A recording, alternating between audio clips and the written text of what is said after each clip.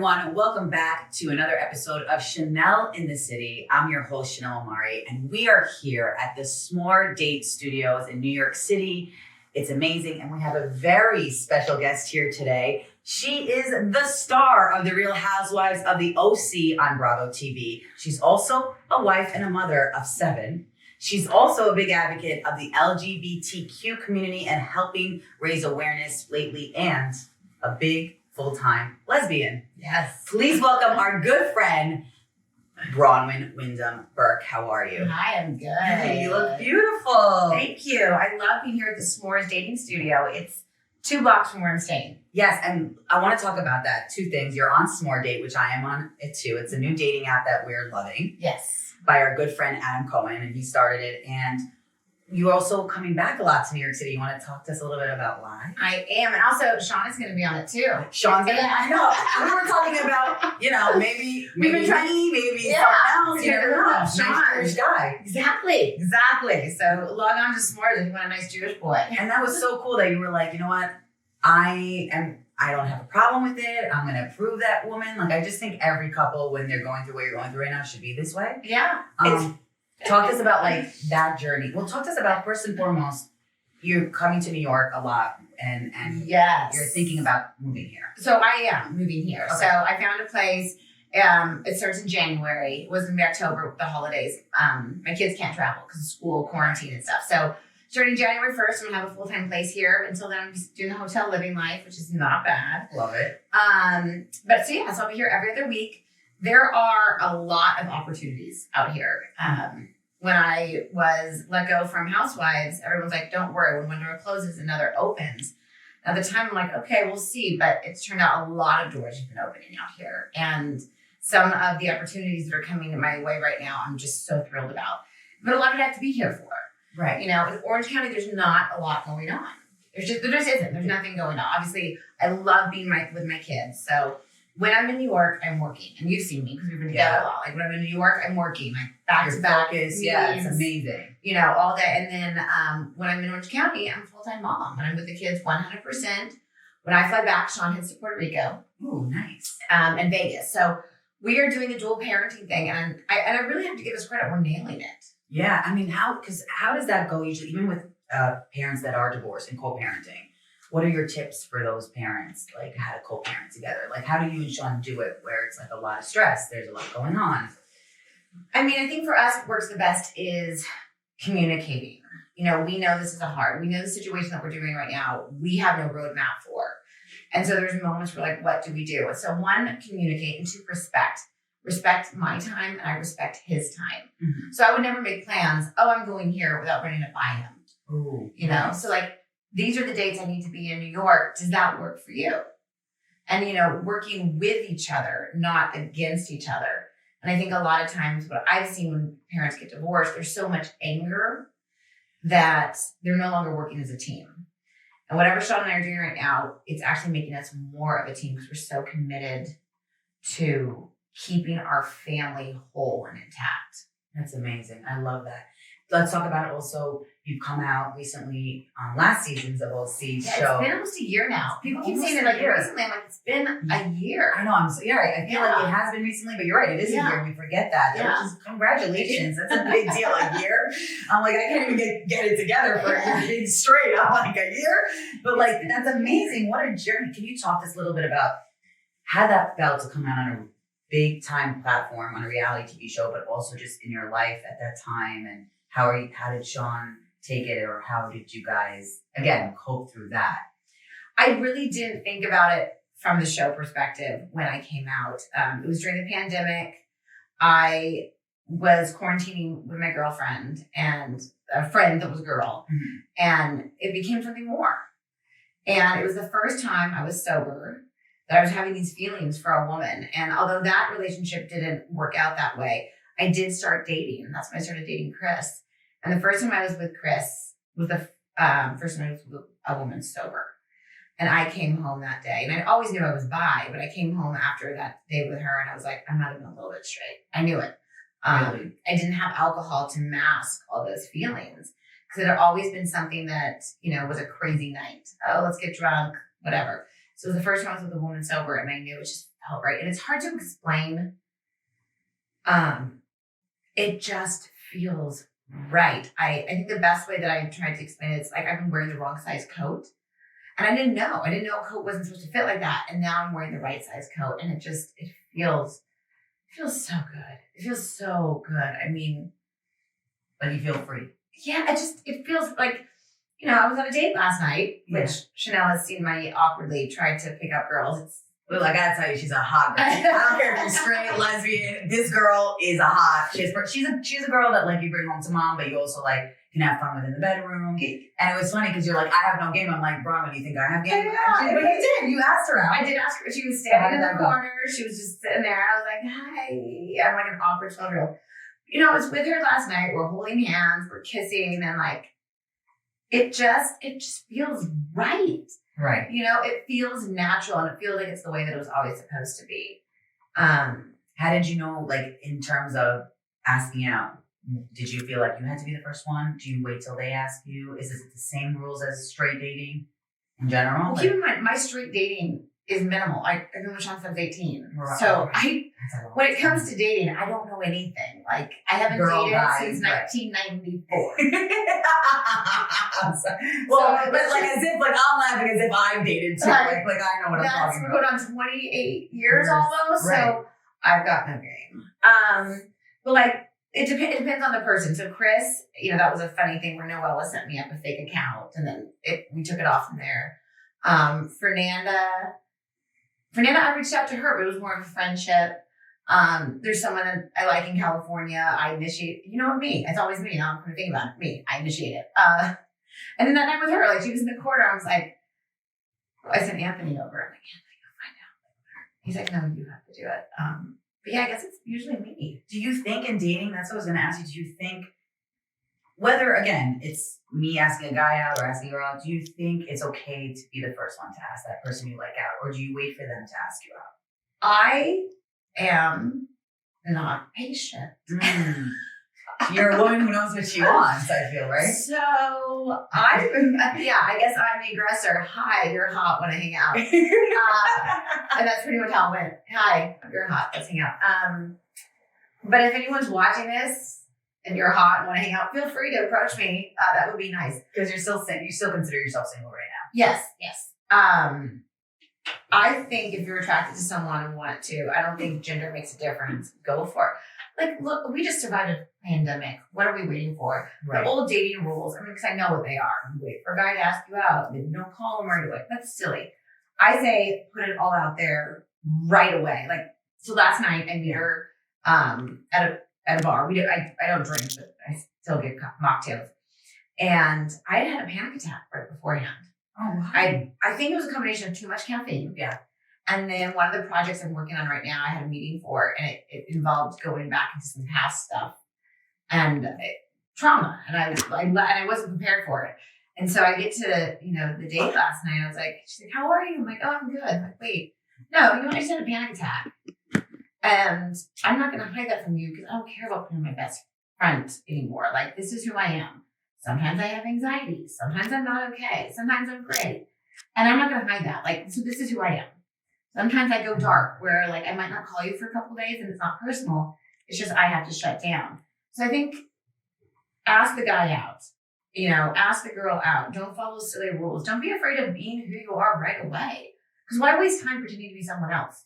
I love that. That's such great advice and such sage, important advice. Yeah. Because we all get scared of rejection. I mean, what do you say when we do ask people out and then they say no, or maybe how should we take that? Like if someone told you, what if this woman said yes? I mean, maybe, Braunwyn, and not necessarily yes. Would that upset you? How would you take that? How do we cope with that?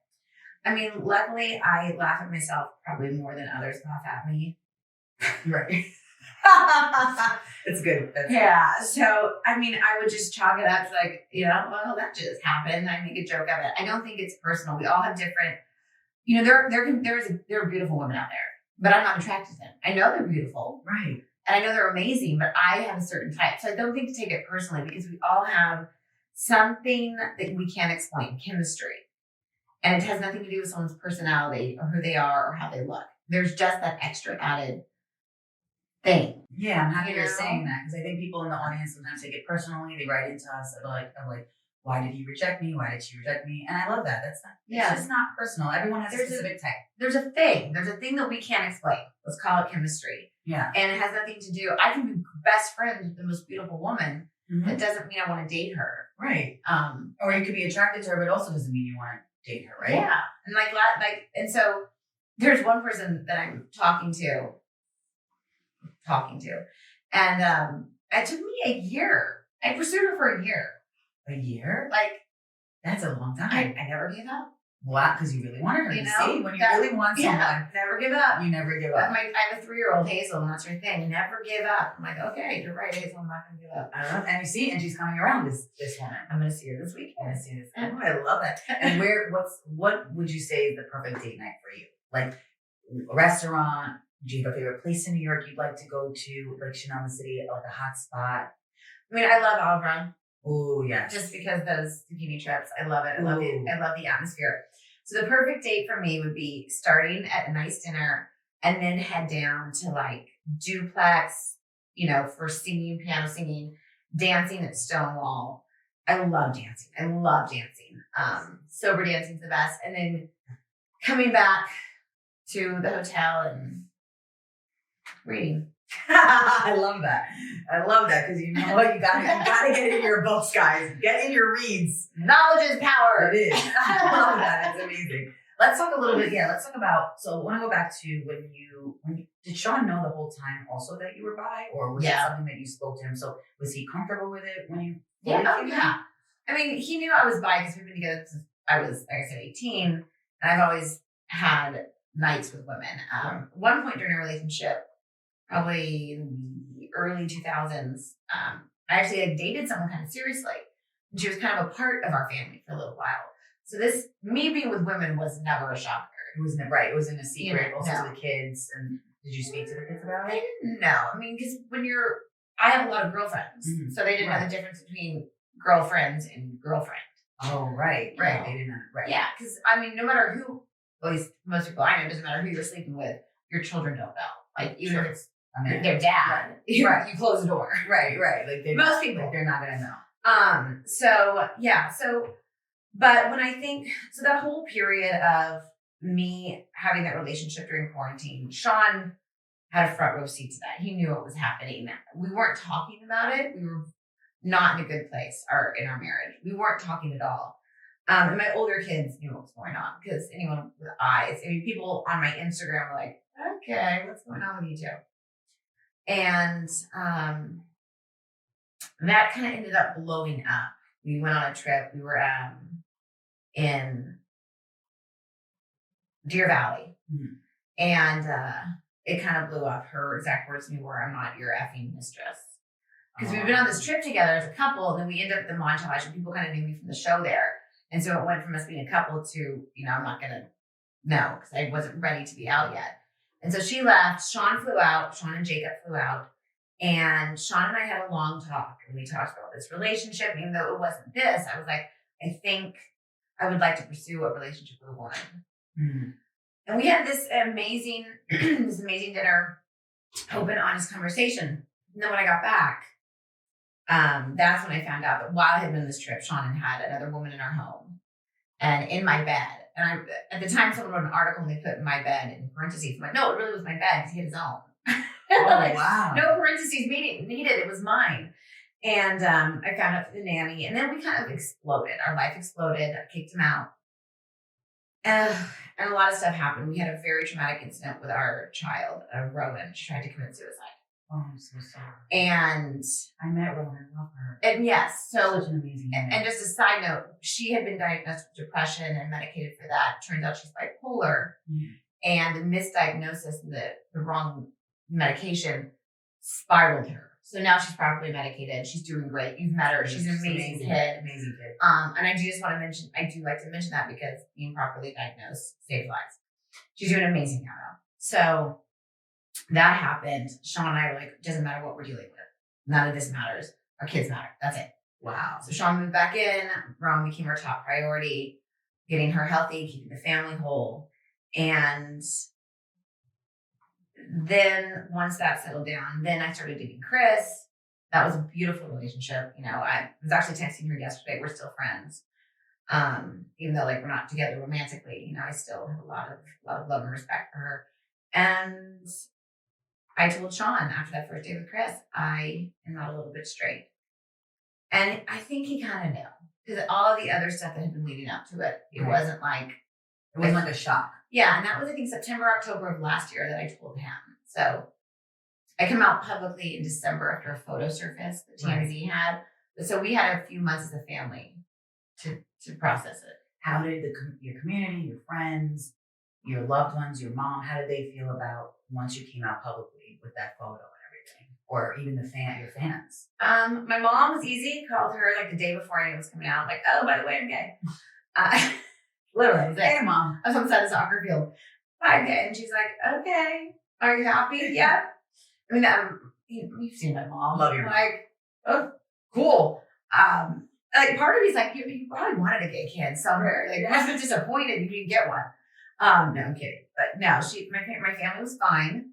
My kids were fine because, you know, my kids are in the community also. Yeah. On some sort, everyone, my older child is somehow a part of the community. And they just want their parents happy. They're older, like teenagers now are so much grown, right? They're more mature. They just understand these issues. You know, they get the transgender, they get the bi, they get the pan, they get they get it in a way we can't. Yeah. My fans, well, and that was an interesting thing because I was on a television show where I'd already been accused of faking alcoholism. Right. And now I was on a show where I was faking being gay. And I knew that was going to happen because we didn't film the backstory. It was renewing my vows. And then 5 months later, I'm gay, or 6 months later, because we didn't film those because we were in a pandemic. Right. They didn't get the story that you're even telling us, the timeline. timeline. No one did. You know? It looked like one day this, one day this. And I knew that. But I didn't really see another option. I could have taken that photo of Chris and I and lied about it. But who would that help? It wouldn't help me. Right. It wouldn't help anyone trying to come out. Excuse me. It wouldn't have helped anyone trying to come out. And I've always lived my life so honestly that I didn't see any reason not to do that now. So I would say there's some fans, and I think in the Bravo world, they use that in parentheses, because there's some people that follow to love you, there's some people that follow to hate you. So some people were very supportive. Some people thought I was lying. And I don't really pay attention to those. The ones that think I'm lying. Those aren't my people. On the flip side, I had, a 15-year-old boy reach out to me and say, I came out to my family because of you. Oh, that's pretty amazing. Yeah. Same with you met Logan the other night, Logan Hardcore, who got sober. So I think you keep telling the truth, you keep telling your stories, and eventually the right people are going to hear it. I've had so many women in my DMs who have struggled with the same thing. And I think having the conversations about coming out later in life is important because a lot of women were fed the fairy tale. That's right. That's right. We've talked about this. We've talked about this where I've even felt like I've been predominantly straight my whole life, right? Or I've identified with it. But a lot of times I feel like, am I straight? Is it because my family wants me to be straight? Is it because society wants me? Because I'm not having any luck with men. I love straight men, but I fucking hate straight men. Right. I'm going to be honest. I do. They're complicated. A lot of them, they want a specific thing. And I thought at some point, maybe I'm pan. Maybe when I didn't understand what pan was. And now I understand the definition, which is like, you can really fall in love with the person, which I literally had those feelings growing up, but I didn't want to tap into them. I mean, yes, now I am attracted to men. I do want to be with a man, but again, it's when you came out, it helped me open my mind more, if that makes sense. And know that I'm not alone, and know that I can feel comfortable if I am eventually, or if I want to be, or, whoever's going to be the right people in my life are going to stay. Like you all, we have a little crew in New York. You guys love me for me. We've got a really cool little crew in New York. And Braunwyn's, of course, the queen bee, the leader. No, I'm not. No, but you know what I mean? It's like I call it about it. I call it the little band of misfits. Yeah. That we just because on paper, none of us make sense. I know. But when we come together, we're like, oh, because they all accept each other. Yes. But I definitely think it's important that you came out because you did help a lot of people, even if whether they're contemplating their sexuality, their sobriety, or just in general contemplating being who they really are. Yes. It's very hard to want to be authentic because you feel you're going to be judged at every moment. And you will be. And you will be. And that's okay, because when you're judging me on my sexuality, that's a you problem. Right. That's not a me problem. The people that I know in my real life don't judge me. That being said, the hardest part, I will say this, has been in my own community. Okay, right. The moms on the soccer field. The mom, luckily my children go to amazing, very inclusive schools. So I'm very lucky in that respect. But I live in a very conservative town, very conservative. Newport Beach is very small-minded. And that has been hard. And so there's times where I'm like, Sean, can you come to the grocery store? Because I'm so anxious from the looks that I get. I've lost a lot of friends because people don't really know how to react anymore. So that has been, my own community has been the hardest, like my actual neighborhood. And while I have a huge community in the LGBTQIA community, my actual town, that's the hardest. And that's why I would say I love New York. Yeah, because you don't get that here. I can breathe here. Yeah, I can breathe here. I don't walk into a grocery store and think, oh, here comes the judgment. Well, women don't look at me and then turn away. Right. Here, everyone ignores each other equally. Yeah, exactly. Everyone's like, oh, I don't care if she's wearing a dress. Right. I love it here. How do you respond to it? How do you cope mental health wise? Because I know that would get to a lot of people. I just keep to myself. You do? Yeah, I really, when I'm at home, I just focus on my kids now. My kids' friends, parents are very cool. So luckily the people that I surround myself with have been very cool. And you know what? Those were never my people. Right. Let's be honest. I learned that during, the pandemic when Black Lives Matter was happening. I learned that when my house was being egged, these were not my people. Right. And do you, will they say things to you, or you just just the looks? It's the looks. It's we're judgment. very polite, right? In our judgment. Yeah, we like to do it in a way that we're very polite. We go to cotillion. We table manners. How about you're right? It's like the fake table way to judge. Table manners homophobia. I love that. That's a good one. What about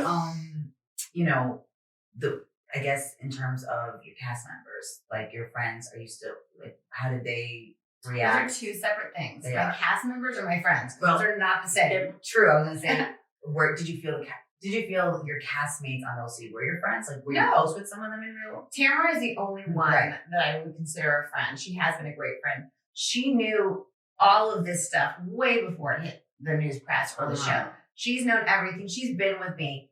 Sean was on a date. It was his first one. I'm like, I'm fine. And then I literally started convulsing, shaking where I couldn't help it. And she got me home, whatever. And she kept her mouth. She knew I was getting sober. She's known so much. And she really had my back because she knew it wasn't out there yet. It wasn't her story to tell. So I consider Tamara a friend. She's been a great one. In terms of last season, when they told you, were you hurt by it? Especially when you came out, especially when you were vulnerable enough at this time to say, Yeah, I was, because I figuratively led for them. I gave them sobriety. I gave them everything. You did. I gave everything. In my opinion, there hasn't been a more real housewife ever. Yeah. And I really gave them everything. And that's what hurt the most. It was because they really didn't want me, because I wasn't putting on a storyline. I wasn't, and most of the people I film with are.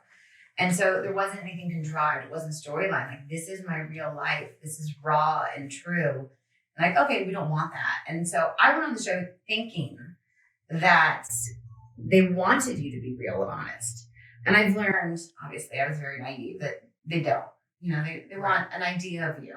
And that's probably the best way to do it. That's honest, though. Yeah.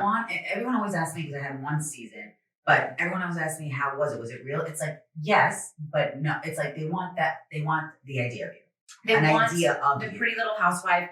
And I think my coming out story with some messiness, right? Not all, but all of it. some. And I think my coming out story wasn't the one. So for them to have the first lesbian housewife, they would have preferred it came, with a femme and a masculine, 2 kids in a nice little box. Because it's easier for middle America to take in homosexuality when it's in a way that they're comfortable with. I see. And my coming out story was just, too much. And at the end of the day, Bravo is a business. They need viewers. Mm-hmm. And that's the truth. So it hurt.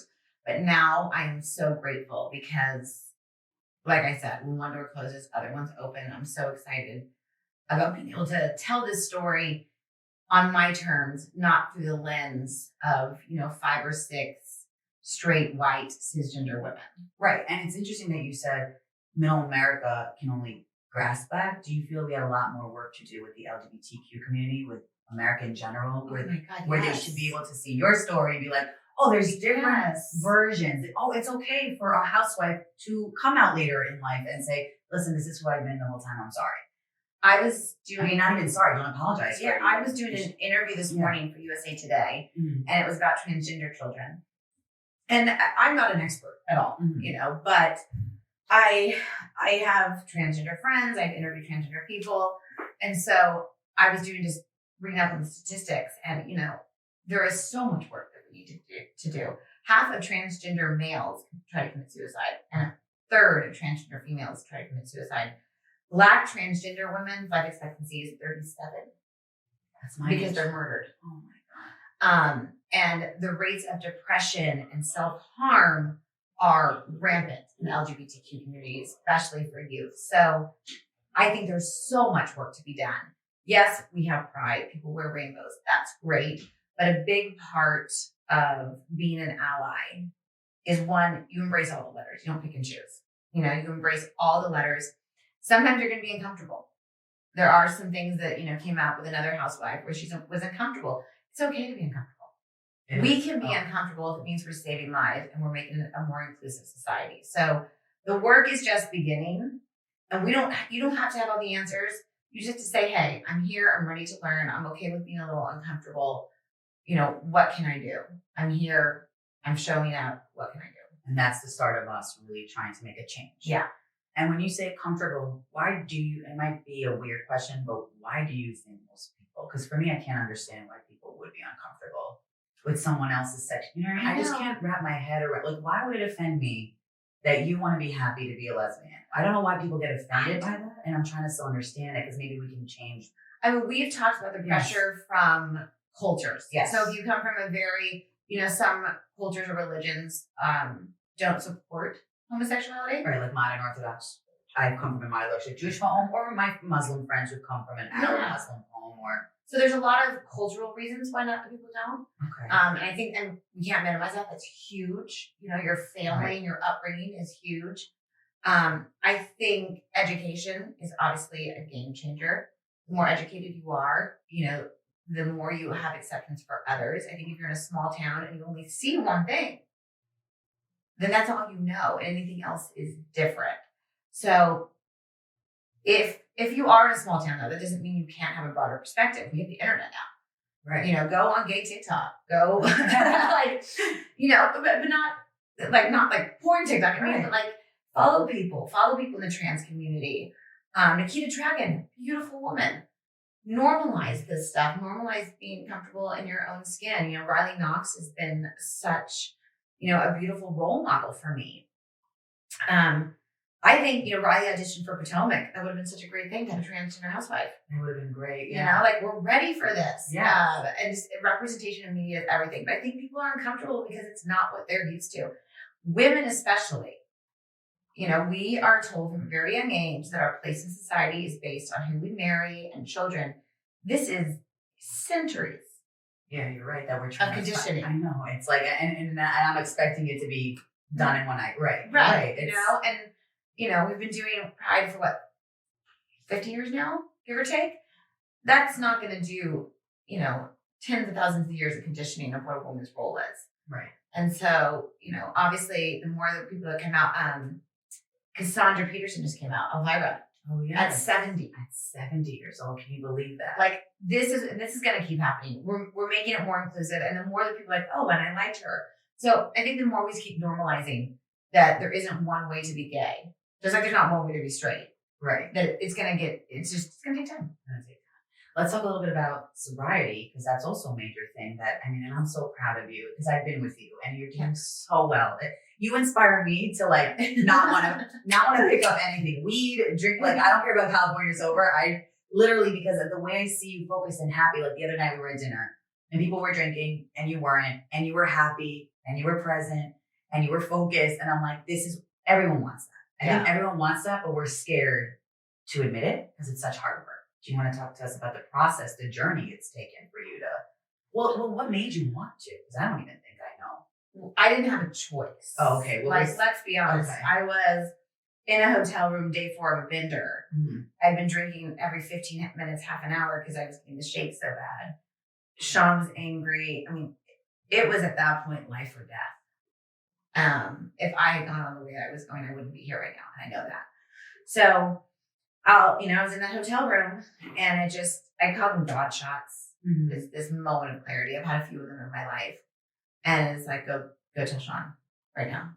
That was your last drink, and so like I went and I told him, and I said I need help, and it was the middle of the night. I looked like I was drinking so much. I was drinking nonstop, and he literally held me down because I was having the shakes so bad. And when you're and I always have to say this because this is not how you should do it. If you've been drinking heavily, you're considering stopping, call a medical professional. You can die from detoxing. Oh, okay. No, That's good to know. I didn't know that. So never detox on your own. It can kill you. But I got through it. Sean sat at me. We flew home. And that was our 20-year anniversary too.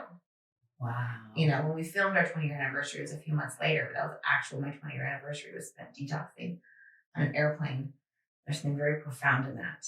And I tried to get sober. This is my 3rd time, but it feels different because now I know I can't drink. I tried every way. I've gone years without drinking. I have tried drinking on the weekends, only beer. I have tried everything. I cannot drink. So right, because I asked you that too, like why can't it be one drink? And you said, well, for me, it just can't.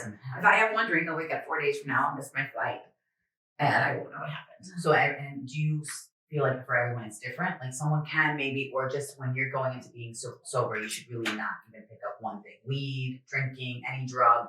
I cannot speak for anyone but myself. Mm-hmm. I know as an alcoholic, I will never have one drink. That's it for you. I actually can tell you the amount of times that I have had one drink. I remember them so vividly, and it was so painful because once I start, it's this little switch where I need more. And that's the thing I think also people don't realize about alcoholics. It's not how often you drink. It's what happens when you do. Because I had no problem going 2 or 3 weeks without drinking. I see. But then once I started, bam.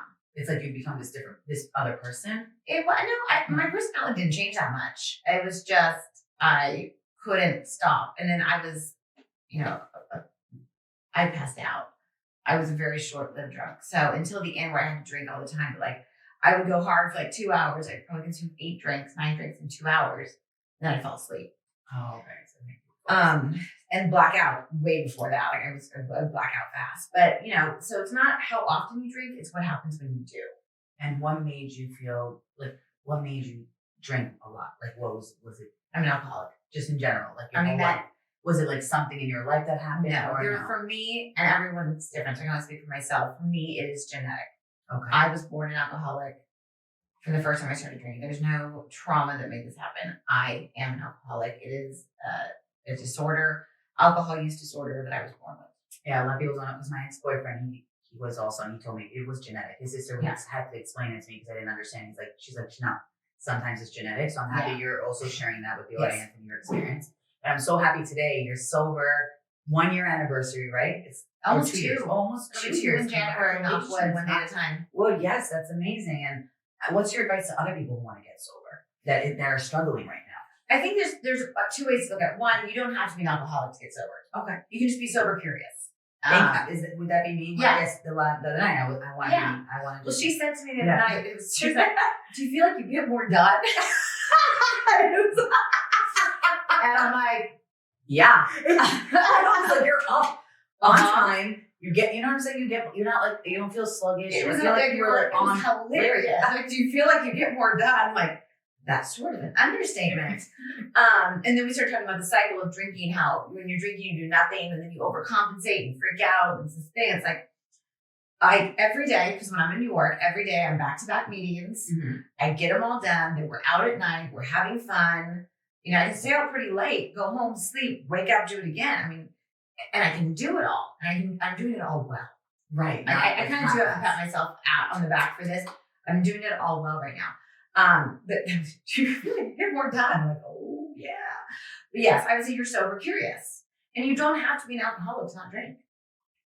I love that you're really educating us for that. You know, so it's like, and we need to get rid of the stigma of, you don't drink, oh, then you're no fun. Like, that's bullshit. How much fun were Logan and I the other night? Oh my God, I had the best time. Did you see, I didn't want to even, Nolan, who's a stylist, he was like, you're like a Long Island mother who's trapped in your miserable marriage. Yes. You're like the first time in gay pride night. Because I was so happy. You guys were the influence though. And I remember coming to my parents and they're like, what happened tonight? You just seem happy. Are you drinking? I'm like, no, I had one drink, but Braunwyn and Logan are just positive people and they inspire me all the time. And you're just a positive person. I think it's who you hang out with. But we've spoken about it. It's like, if you hang out with people like you, then I'm not going to be thinking I have to drink. Sometimes I feel like I have to drink because people are like, you're no fun. You know, then you need new people. Right. People are saying that you need new people. But like, if you're thinking about not drinking, just try it. When you go out, you don't have to explain to anyone. It's a learning curve going out to a party and not having that crutch. Or smoking weed. Maybe it's my crutch too. Like, would you say that weed is part of being sober or not sober? To each their own on that. Okay. I am not a weed smoker. It makes me anxious, so that wasn't an issue. But like, I know people that are California sober. It works for them. I think you do. Now, me personally, I am an addict. I don't think it's a good choice. Right. I'm not. You have addiction. Like, you've seen me with that vape. I have to throw it away at the end of the night. You know, like if I vape, I can't do anything moderately. Got it. And so you have to know who you are. That's what I said about when people are like, so I think I have an addictive personality too, because people are like, you've never tried Coke. And I'm like, no, because if I did, I'd be a hooker on 42nd Street trying to get it every second. Right. Because I know I have an addicting personality. I think you just take it all the way to the end. Yeah, I did. I took it to the extreme. Right. So there's no fun nights out dancing. No. Hooker on 42nd Right. Street. I can like hear your mother. Right. That's her as a child. It is. That was my mom. If you do drugs, you're going to be a hooker on 42nd Avenue. You're like, okay. You kiss a boy, you're going to end up pregnant. Okay. Fully hear your mother. You fully hear her. You're like, why did I just go to that? Which is why I'm happy you're trying to destigmatize everything in a sense where it's like mental health community, LGBTQ community, anything that has to do with addiction. It doesn't have to be like, see, there's so many people in my head.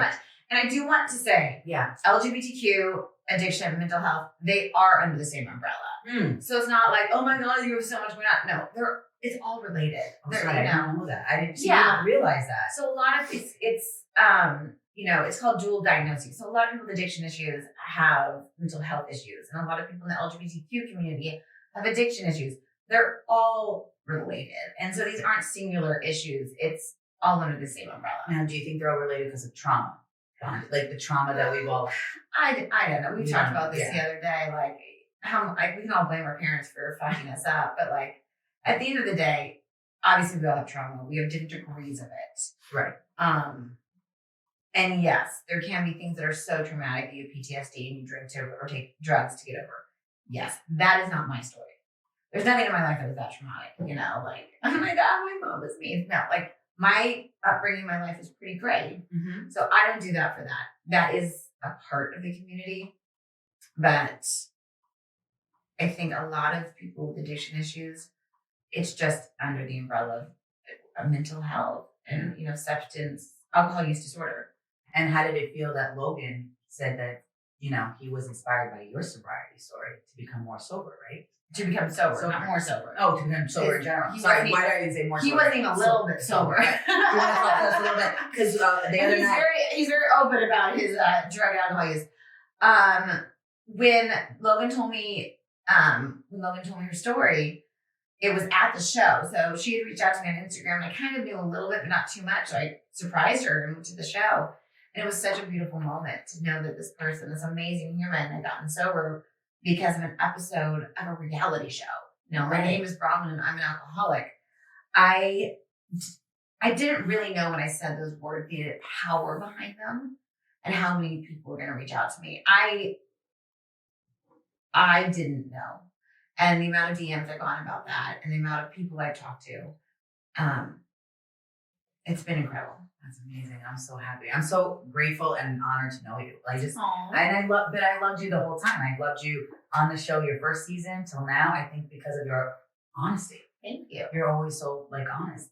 Let's change gears a little bit. We're going to talk about a little bit of some of your castmates. So Kelly, how are you feeling, or where do you stand? I know you were friends with Kelly Dodd going into the first season, and now with all I wasn't. No. No. So we all confused. We must all be confused. No, when you're on the show and you don't know anyone, they're like, who do you want to bring you on? Like, Kelly's fun. So they kind of created. No, I didn't know any of them. So it was like more, were you, with Kelly's, all her, speculation of her being, with the quarantine during COVID, a lot of fans were not happy with her behavior, let's say. I mean, right? Do you have any thoughts about that, since she kind of went against everything you are? Yeah. Kelly is Kelly. We are diametrically opposed. Right. That's it. And that's it. Like I reached out to her when we both were let go. I said, hey, I'm always here for you. And I stand by that. I have not left this show with any ill will really towards anyone. I wish everyone the best. I know this is a toxic environment and it can bring out parts of people that aren't normally there, So yeah, she's happily married. Has a beautiful daughter. I wish you the best. That's right. And how do you feel about Heather Dubrow returning? I mean, I've known Heather. They our kids go to the same Taekwondo studio. We both worked out at Orange Theory. She's always been very pleasant to me. She seems like a lovely lady. In my interactions, she's always been very kind. When I first got the show, she was very nice. I think she's a good addition to the show. I think she's a great housewife, and she brings sort of that like fancy class to the show that Orange County doesn't intrinsically have. How do you think this season's going to be without you? Because I think it's just going to, I'm not just saying it. I'm not looking forward to it, to be honest. I think it would have been better with you in it, but that's just my biased opinion. I think, because I know a lot, that there's two very different directions the show can go, and they're waiting to figure out how some things are going to go.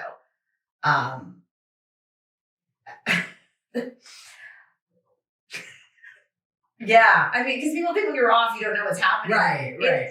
There's so much where I'm like, but everything that I know is a lot of it's not on camera, and there's just there's some. You think it's gonna be different than last season? But there's some non-disclosures and lawsuits that need to be settled real fast before they know which way the direction the show is gonna go. So we have to tune in. Braun's like, I'm just happy I'm having my own projects happening right now. I am so grateful that I am not a part of something toxic. So maybe the next question the audience wants to know: are you gonna miss it at all? Are you gonna miss anything about being on reality TV? BravoCon. Okay. BravoCon was hands down the best part about being a housewife. I would definitely miss that. But that's always been my favorite part, is the fans and meeting people in real life and the one-on-one discussions. I would have loved to have had a sober BravoCon event with Captain Sandy. Because Captain Sandy got me sober. Oh my God, no, we don't. Can you tell us that story? Well, I mean, yeah. So when I first got sober, she's the one I called because I know her girlfriend Leah. She's an Orange County girl. Wow. We have mutual friends, and so I talked to her for about an hour. And it was one piece of advice she gave me, which was, because I had told production I was on a cleanse. I wasn't ready to say I was an alcoholic.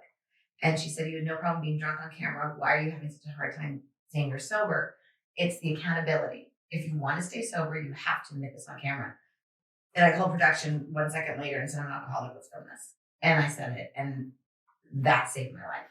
Because there were weak moments where it was the accountability of the fans that kept me sober. So I would love, Leah is sober, Captain Sandy is sober, Frederick's sober, Lala is sober, Jamie is sober. There's so many more Bravo people that are becoming sober. So I would have loved to have had a sober panel at BravoCon with people in recovery. Yes. I was really looking forward to that. And I really wanted to showcase being the first gay housewife.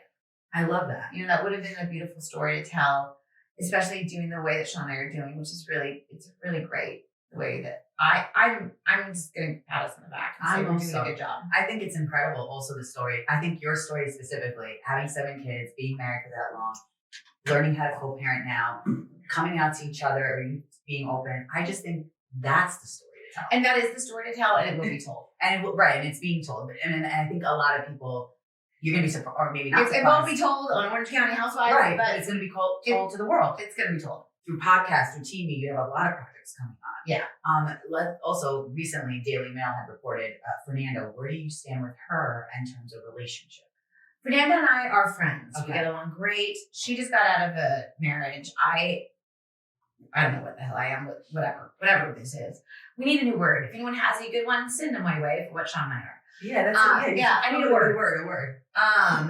But you know, we're both in our 40s. When we're together, we get along great. You know, went to a party together, it was fine. But like, she's dating other people, so am I. And that's the thing too. Everyone I've dated, I'm still friends with Chris. I'm still friends with that's Amanda, so amazing because I wanted to say, and I don't mean to be ignorant, just like in the straight world, we can't be friends. It's like the craziest thing because I have so many gay friends and so many lesbian friends and LGBTQ that I'm used to them saying, "Oh, I'm best friends with my ex-wife." Yeah, right. They're like, "So you guys are so accepting and loving and forgiving," and it's almost like the straight community were like, "We want to fucking kill our ex-boyfriend." Maybe because it's smaller. I don't know. Or the guys Chris say they'll be your friend, but they're not your friend. It's weird. It's like I see when you're friends with friends, like you guys will talk. Yeah. She'll like call you. You're like, "Hey, what's up, babe?" Yeah. As if nothing, that's not in the straight world. It's like there's animosity. It's weird. Like I was texting with Chris yesterday. She's in a relationship with Alexis Haynes. Oh, from Pretty Wild, who I've done some work with in the sober community, and it's like you guys are so cute together. I don't know. Maybe it's just more accepted. Maybe it's like the whole like no terror. Doesn't seem like you're territorial, so maybe that's what it is. Yeah, it's just I'm happy for everyone. You know, maybe it's because I'm so happy right now that I want everyone to be happy. When you're miserable, you want people to be miserable. When you're happy, I don't want everyone to be happy. I love that because I was going to say, what do you think is the key to becoming successful in general in this industry and just like loving yourself in general? Be nice. I think humility goes a long way. I think that you need to be kind to everyone. Don't let your ego get too big. You know, like it's hard. Yeah, I know. Right. You know, like we're T-list reality stars. Keep it in check. You know, right. But I mean, that being said, this is a small industry, especially the reality world. I have met so many interesting people, and if they go back generations, like they have people that I've been talking to, they've been doing this for 30 years, and these are all connections. These are all people, and it's like keep the conversations going. For me, I have been so good at networking, which I'm normally pretty shy and have social anxiety. Putting myself out there. When we're out, you see me. Yeah. Hi, what's your name? What's your number? Let's follow up. And like, I am hustling and working, and it's paying off. Yes. And like, I could have just stayed at home, sat in bed, and cried. It was like I did that for a week, and I'm like, okay, now it's get to work. Yeah, I love that because.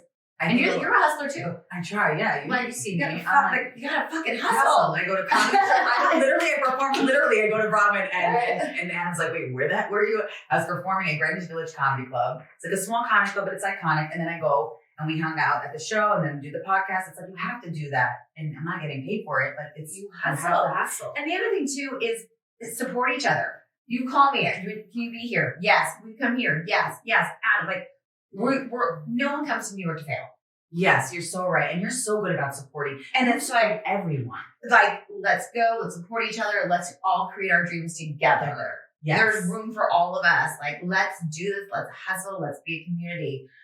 That's how I work. That's how I roll. And like you're the same way. Adam's the same way. Anyway, I can help. And Amy. Yes. Like, this band of misfits. Yeah. We have a little crew. If you guys want to come in, if you want to sit with us, you got to come through. We'll see. You got to go through Anthony and Braunwyn. I'm like, it's this really cool thing. And we're all doing such cool stuff. Yeah. And it's like, how can we all do it together? I love it. And I love that you've been so supportive also of the Chanel and City podcast in general. You were just like, there was no agenda. You were just like, Chanel, I'm here to support you. 100%, always. It meant so much to me. And like she called me and she's like, "Hey, do you want to come to a fashion show with me?" I'm like, absolutely. That meant the world too. Like I'd love to hang out. Like, yes, let's go. Like you're a real person. You're like a down to earth, amazing, incredible, kind, beautiful, brilliant. I mean, there's so much to you. You're like a wonderful human that we should all, I think, learn and benefit from. If we just And that's how I feel about you. Like our conversations from day one were real. And I was like, oh, like a real person. Okay, let's like drop that veil and like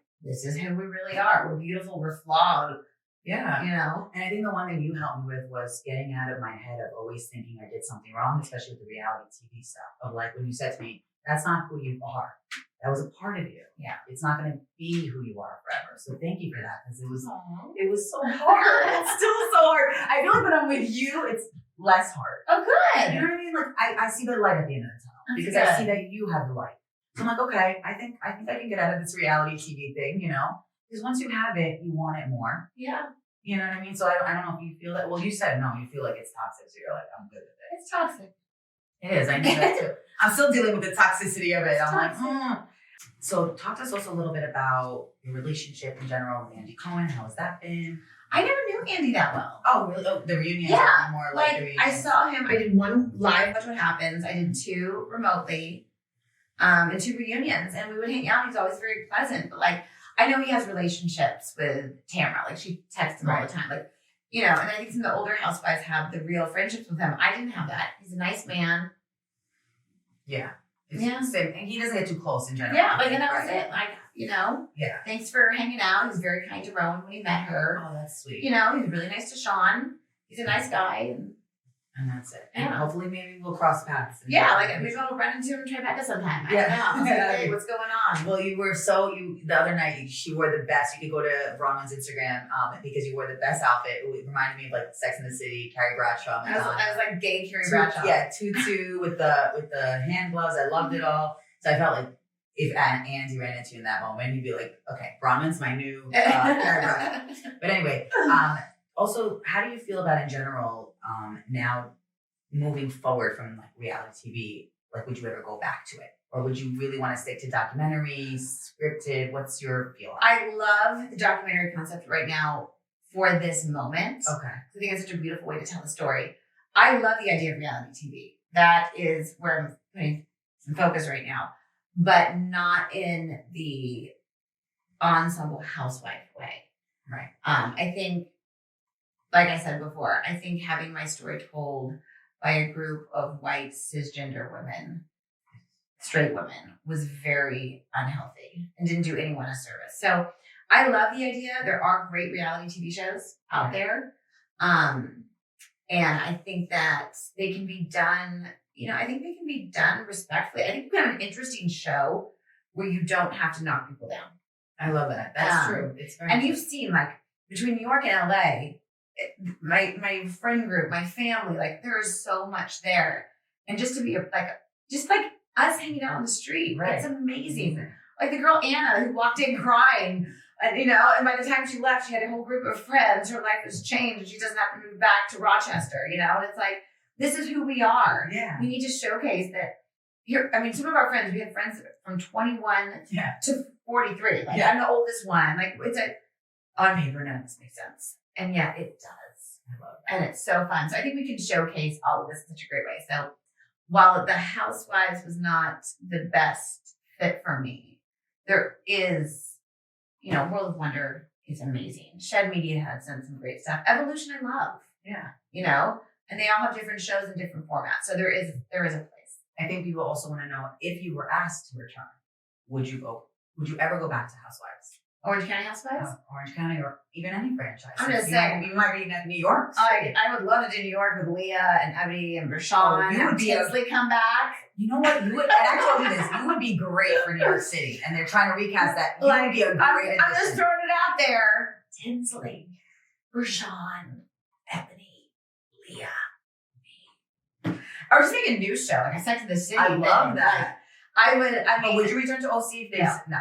You would return to if they said New York City, Broadway. I'm joking. Right? Obviously, that never happened, but I do think that would be such. I love that. I love Leah. I love Ebony. I love Rashawn. I love Tinsley. So I think that would be hilarious. I think it'd be a great addition to New York City. I think you'd be, because you are New York City right now. You know what I'm saying? I am so I just have that. Like, I have these moments where I'm like, this is my life, and I think that's the best part for me.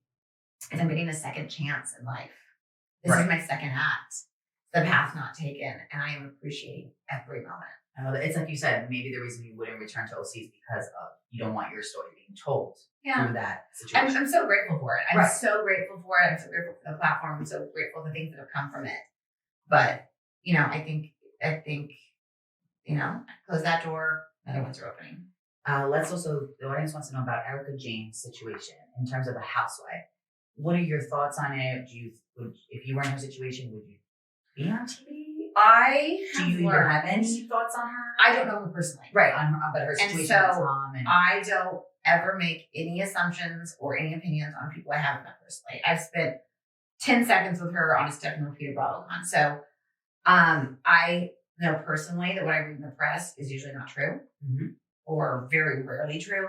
So until I know someone personally, I actually know the facts, I'm not gonna comment on that. Like, it's just not fair. Answer you. But yeah, a lot of what you read isn't true. So we should keep it at that. You know, and I just have a soft spot for her this season because I don't think it's right. And I don't watch the shows. Oh, okay. So I don't watch any of the shows anymore. I stopped when I got cast because I didn't enjoy it as much.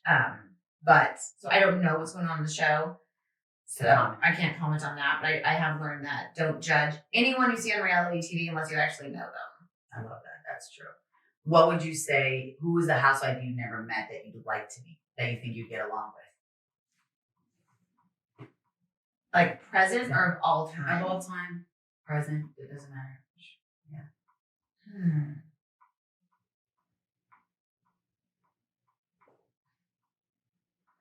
Oh yeah, God, there's so many. I'm going back through time now. Who would I meet that I think I would get along with?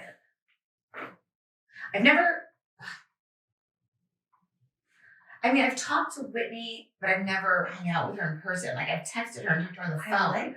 So I think Whitney, Rose, and I would get along really well because I love Heather. Yeah. And I love Meredith. But I've never actually met Whitney.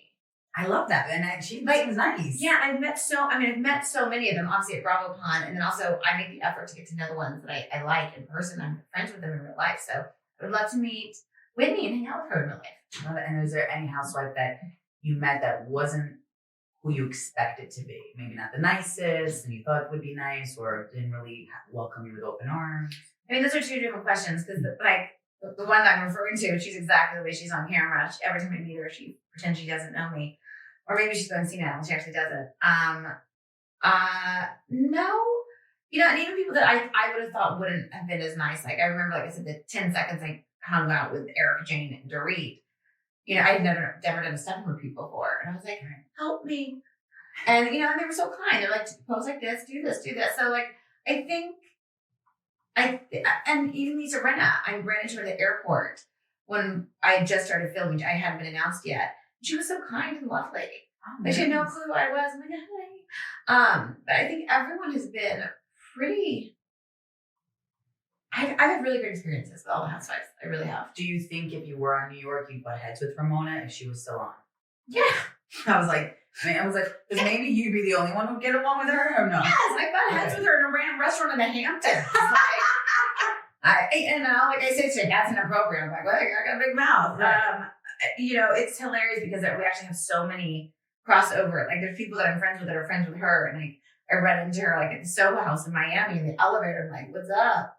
And she's like, who are you? I'm like, say that every time. But you know who I am. I'm on the OC. You've had lunch. You had breakfast with my 6-year-old. Like we've hung out. We had meals. I paid for them. I think she does it because she's like an old school, like threatened by a lot of young women. I've actually joked like from now I'm just gonna make fun of her for being senile. Yeah, it's okay when you're elderly. Yeah, you should. That's like the best. Instead of getting mad at her, because then I get too triggered and probably. But like on the other hand, it's authentically herself, so I don't get mad at people for being themselves. Right. Exactly. I can't. It's funny.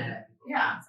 One more tip that we can all take away. Oh, Sonia! I never met Sonia. Oh my God, she's fun. We have to. I think Sonia and I would cause a lot of trouble. We have the same birthday. Ooh, what's your sign? Sagittarius, November 25th. That's what I love. I would love to hang out with Sonia. November 25th. I'm to November 21st. But I'm a Scorpio Sag. I'm on the cusp. So yeah, that's the other one. So Whitney and Sonia. I love that. Well, Braunwyn, thank you so much for being here. You are just an amazing person. One more tip you could teach us about how to, I guess, be our authentic selves. How do we, what's the first step? You guys are going to hate this. Get off social media. Stop getting your validity from how many likes you get. And stop trying to compare yourself to the photos and the lives you see. They're not real. Log off. You know, that's what I did. As hard as it is. Such a difference. You know, I have someone that helps with my social media, so I'm not a part of it anymore. But if someone's making you feel less than, if there's, you know, influencers or famous people that you look at, you're like, why can't I look like that or be like that? Unfollow. You know, focus on your real life. And I truly think that once you tune out the noise and you start focusing on you, your friends, your real life, that's when you can be your authentic self. You can't be your authentic self if you're going for likes. I love that. We're gonna end that on that note. It's beautiful. Thank you so much for being on Chanel in the City podcast. I love you so much. Where can everybody find you and follow you? Well, in New York. No, just kidding. She's like, well, I'll be in the Village. on Instagram, obviously, Braunwyn Windham Burke. Unless I'm making you feel bad about yourself, then follow me. Actually, I love your Instagram inspiration. So yeah, Instagram, Braunwyn Windham Burke. TikTok, Braunwyn WB. I'm learning. I'm old. Give me time. I'm never on Twitter. It's evil. Yeah, I hate Twitter. But and honestly, just I have amplified voices too. So if you go to my Instagram on IGTV, I have the amplified voices, and we filmed our entire summer and the whole saga, and that's going to be coming out on YouTube soon. Oh, we're so excited. I love you. Thank you so much. And also, if you could do a soundbite. Hey, it's Braunwyn Windham Burke, and you're listening to me on the Chanel in the City podcast with my girl, Chanel Omari. That might take you time, but okay. And this is when you learn that the shows aren't scripted, right? Everyone thinks they are, because I'm going to screw this up 20 times. Hey, everyone. It's Braunwyn Windham Burke from Real Housewives of Orange County, and you are listening to me on Chanel in the City with Chanel Omari.